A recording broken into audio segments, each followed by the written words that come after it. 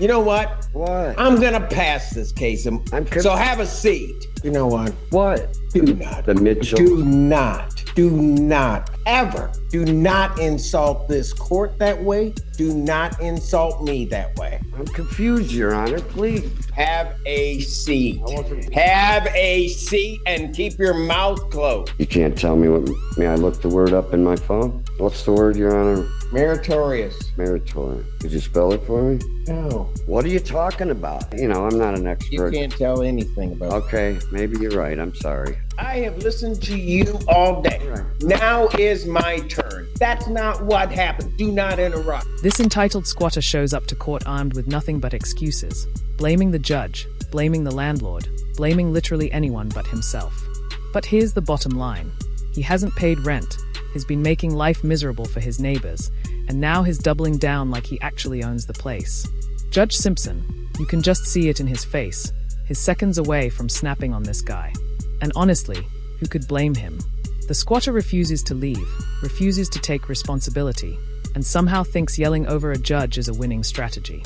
It's hands down one of the wildest Judge Simpson cases I've seen, and the tension in that courtroom is off the charts. So what do you guys think? Are you riding with Judge Simpson here? Or are you crazy enough to side with the squatter? Let's get into it. Calls the case of River Ridge versus Timothy Kelly. Your name, sir? Timothy Kelly. Right there. I have two motions up. I have your motion to set aside the default. Put the picture of my daughter here. She's an occupant. She wanted to be here to say something, but she was in school. Okay. No, sir, that picture's not going to happen that way. You're not going to sit up there and display things to the court that way. Okay, I asked first. I'm sorry. I've mentioned her a lot, so I just wanted you to see her. All right, let's deal with your motion first, Mr. Kelly. Your Honor, did you get the evidence package, the exhibit evidence? I asked the girls when I walked in. Nice ladies up front. I have these picture exhibits. I don't know if Ms. Tornbush has them or not, but no. I have them. Okay, you do have them? Your Honor, I do not have them, just so the court is aware. All right. I thought they were both sent because I have a double thing where you can send group, and I sent them. Your Honor, I just, with due process, the most important thing is being heard, and I haven't been able to be heard yet and state my case and defending myself with all these accusations. And, you know, that's why I know I missed the trial, but there's all kinds of reasons for it. I've met all the demands of the court. If you remember, I was before you for 4 or 5 months in a row dealing with the rent, and we made decisions, and I lived up to the demands and so on and so forth. So I did you read the motion where I gave you? I have read everything that comes in this. All right. I didn't know. I'm just, I want to have a trial. Sir, I gave you that opportunity to have a trial on October 30th, and you failed to appear. I know, but fails to appear sometimes happens. Can I read something to you, Your Honor? This is all diversion programs and sent down by the Attorney General to try and help tenant-landlord disputes. That a judge could take a proactive role in the hearing by ensuring that both parties know. What are you reading from? It's recommendations from. We never even got a chance to talk or settle. I mean, we had a last settlement conference, but we didn't talk about anything. And before that, the attorney and the landlord, the property manager kept me from talking to him. We couldn't even try and settle.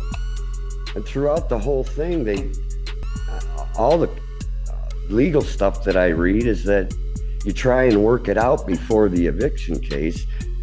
And also I have, this is for sure a retaliatory eviction, and you wouldn't even let me speak on it the one time I brought it up because. Sir, you know what? What? If you give me a trial, Your Honor, Did you read the character references my neighbor sent you? Do not. The Mitchell. Do not come here What? at this hour questioning me I'm not. about what you think I haven't read. I have just told you that I read everything in the file. I apologize. Do not come here before me, because all of these people have been sitting here, they've been here, and tell me ever that I won't give somebody an opportunity to be heard. Do not insult this court that way. Do not insult me that way. Now, if you want to start your argument again, you may, but you will not sit here and impugn the character of this court or of me with regard to listening to tenants and landlords regarding these proceedings. And you will not attempt to try to school me with some literature as to how to handle a case. I have been doing, you know what? What? I'm gonna pass this case, and because I want to make sure that I'm listening to you. And I don't think these other people that are sitting in here should have to wait through your shenanigans. So have a seat.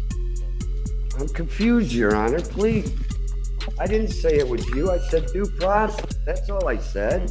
Have a seat. I wasn't saying anything. Have a seat and keep your mouth closed.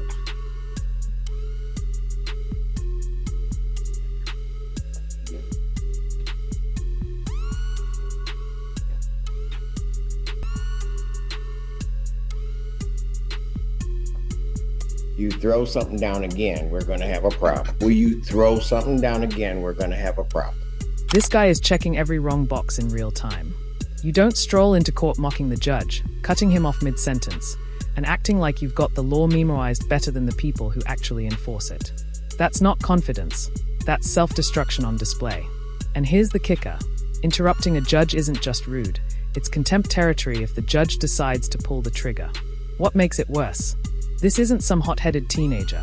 We're talking about a man well into his 50s, old enough to know how a courtroom works.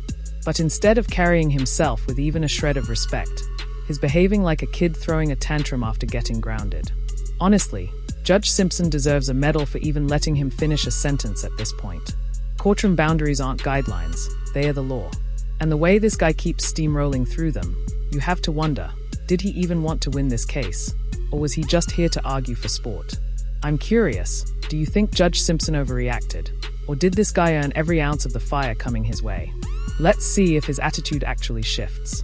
Retry this. Court recalls the case of River Ridge versus Timothy Kelly. This is your motion to set aside the default judgment. There are two parts to the setting aside of the default judgment before you start going on. The first part is that you have to have good cause for failure to appear. State every reason for your good cause for failure to appear for the trial. Oh, you want me to state it now? I asked the question. Okay, I'm sorry. I thought you were making a statement. Well, as I iterated in the motion, that one, I don't have transportation. It's very hard to get it. I don't have the money for an Uber or a taxi or any of that. If you recall, I told you, for one of the hearings, I rode my bike 30 miles round trip. So it's not that I wasn't trying to get here. And I also, right from the beginning, everything I've told you has been the truth. I mean, in the beginning of we had trouble with the rent. I told you that I was also going through litigation with the friend of the court. And as a father, that's a very hard thing to figure out and such. So that's one of the reasons was my daughter called me that night. She had an emergency and I had to take care of it. And she was with me the next day, the trial day. And we received no notification or phone call from you indicating that there was some delay or some reason why you couldn't be here that day. Is there a reason why you didn't call the court? Yes, and I'll tell you, that week I had dropped my phone and it broke, and I had no way to call anybody. I didn't have any way to get any of my trial stuff out. I couldn't access anything. I didn't have the money to buy another phone. So for 4 days, 5 days there, I was in purgatory, so to speak, without being able to communicate, without being able to get anything off the phone pertaining to the trial or this case. And that's the truth. You mean you couldn't have found a place to call from? Pardon me? You couldn't have found a place to call the court from? Yes, well, I was in the middle of this. Look at my child. I don't want to put it on record yet because it has to do with some serious things going on with her safety-wise. So, and I didn't know, it's very hard I don't want to, can I ask you a question about the trial? I mean, I don't want you to think I'm questioning your judgment, but I'm confused about why it was set on to the bench when I demanded a jury trial way back. We have already gone through this. You failed to comply with the escrow order. Plaintiff was entitled to a trial as to the issue of possession, an immediate trial. I set it out a few days. We have been through this. I'm not relitigating everything, nor answering all of the questions that I've answered for you in the past, Mr. Kelly. I'm just not doing it. I don't recall us talking about whether it was going to be a bench or a jury. Honest, Your Honor. And Your Honor, I can state the exact date that this was addressed because I specifically emailed the court to clarify if the jury was waived and was able to verify. So I can remind the court the exact date that conversation happened. I thought at that time that it was I'm not going back over this. Your Honor, if you would if I could cross-examine witnesses and bring my witnesses in, you'd see a different light on this, I swear. I haven't been able to present anything. You don't, I mean, may I ask you another question that I'm not questioning you, but I wasn't there, and I don't understand how it came to the trespass and the witnesses that I can't go around them. What was said that you think I'm a danger to the community? It wasn't an issue of you necessarily being a danger to the community.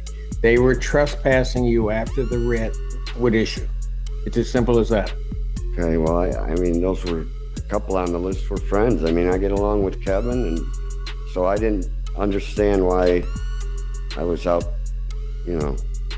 but it was a good reason. I want you to know the facts of the case. That's all. The second thing is that you have to state to the court a meritorious defense. Please state your meritorious defenses, Mr. Kelly. Well, can you help me out with the meaning of that more?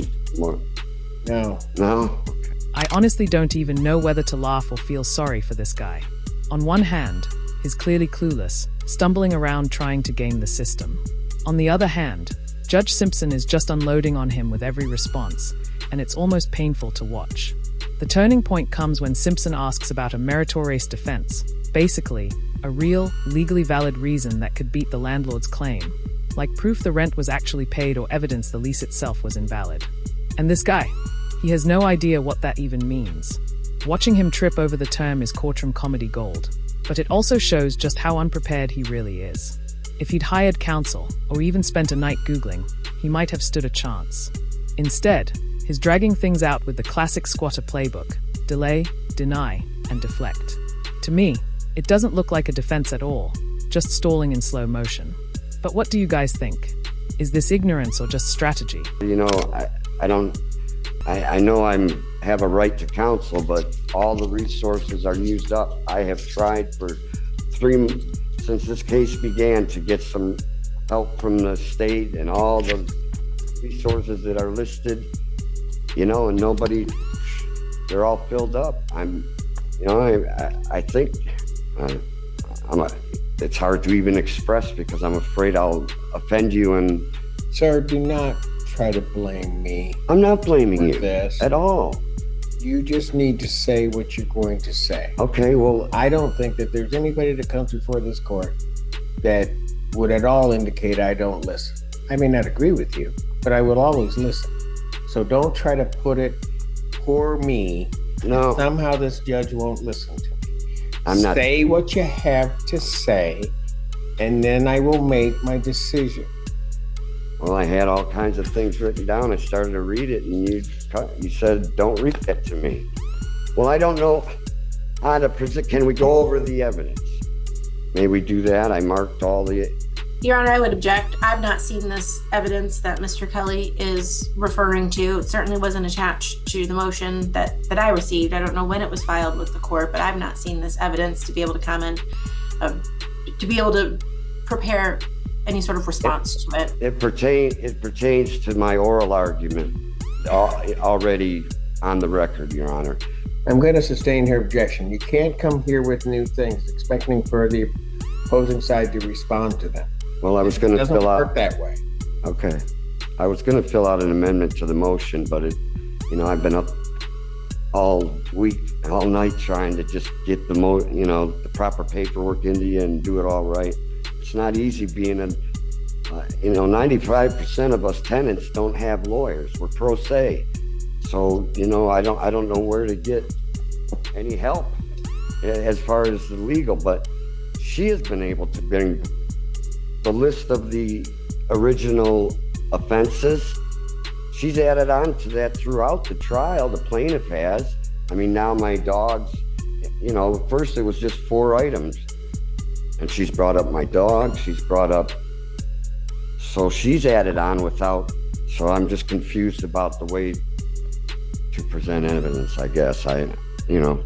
She brought up my daughter missing a day of school. Where did that come from? All of those have been... I didn't mention his daughter at all, Your Honor. I'm sorry. It's in the transcript. I can't pull it up right now, but it's there because it bothered me, honestly. I don't know how to present to you. Why don't I get to present the retaliation defense? You haven't listened to what happened there. I need meritorious defenses you have to this claim. You can't tell me what... May I look the word up in my phone? If you can do it quickly, you can go ahead and do it quickly. Never mind. Okay. No, go ahead and look it up. Your Honor, Mr. Kelly is retrieving his phone. I just want to make the court aware that I would like an opportunity to respond to... Oh, absolutely. As soon as we can get there. What's the word, Your Honor? Meritorious. Meritorious. Could you spell it for me? No. Okay. See. You filed the motion. Yeah, I probably should have paid attention to that. Yeah. Well, it's hard. I've been reading everything in the law. It's the only way I can do anything. And there's a lot to take in, Your Honor. The delay, suspension of an... Oh, okay, I know. I did read that.